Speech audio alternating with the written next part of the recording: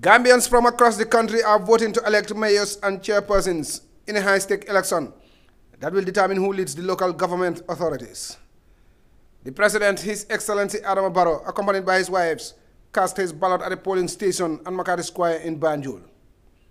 Speaking to reporters after voting, President Barrow sounded upbeat about the process, describing it as a true reflection of the Gambia's democratic maturity. And so far, I'm very happy with the process. I'm very happy because the campaign was very peaceful, no major issues, and also the voting also is going on smoothly. You know, I think we should congratulate the Gambian people, we should congratulate ourselves for these efforts, because democracy is not an easy process. But the most important thing is we have to be very peaceful and we have to respect the law. We have to follow processes. There are rules and regulations that are governing this process. He implored all Gambians to ensure a peaceful and credible election, whilst also commending the electorate for the turnout, which will determine who leads the local councils and municipalities. I'll call on the Gambian people to come out and vote. This is a very important election. Mayors and councillors are the one managing our tax. So I think it's important for us to come out and vote and choose the person that you want to represent you at the level of the council. The council is very, very close to the grassroots. So I think it's important, and the grassroots is the majority. It's important for people to come out and vote. The President also commended the Independent Electoral Commission for conducting a peaceful and fair election that reflects the will of the people, adding that his government is committed to the maintenance of a conducive environment for democracy to thrive. As President and Head of State, my responsibility is to make sure I maintain peace and stability in this country.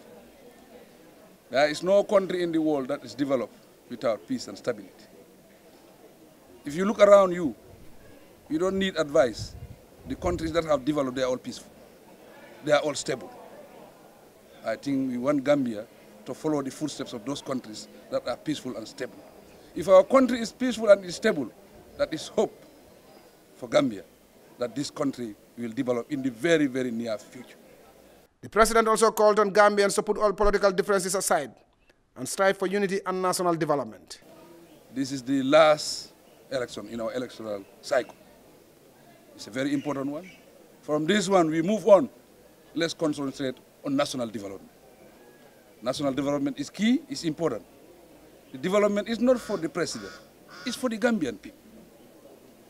And I want us all to work together so that whatever we achieve in our development, it will be a legacy for all of us. So I'm calling on the Gambian people to be united. Let us be an example in West Africa. In most of the countries, if you're having elections, either oppositions are in jail or journalists are in jail. But in Gambia, nobody is in the jails. The chairman of the Independent Electoral Commission, also commended the voting process as orderly and peaceful, adding that the IEC is committed to a free and fair process. So far, so good. All I'm asking people to do is to accept the results, because our system of election is secondly known throughout the whole world, so that the agents, the representatives of the parties and the candidates will represent every aspect of the process from beginning to end, and they sign the result sheets. So as far as we are concerned, we are secondly known throughout the whole world in terms of transparency, accuracy, and freeness. The election has also attracted interest from development partners and civil society organizations. The U.S. ambassador in the Gambia, Her Excellency Sharon L. Cromer, was seen going around polling stations observing the process. It's very exciting. The turnout looks very good, and the Gambians are exercising their right to vote for their leaders. This is just one of many steps in a democracy, and it's good to see that Gambia's democracy is strong and getting stronger every day. Polls are expected to close late Saturday evening after what has been a hotly uncontested election, which marks the end of the electoral cycle. Jallow, GRTS News.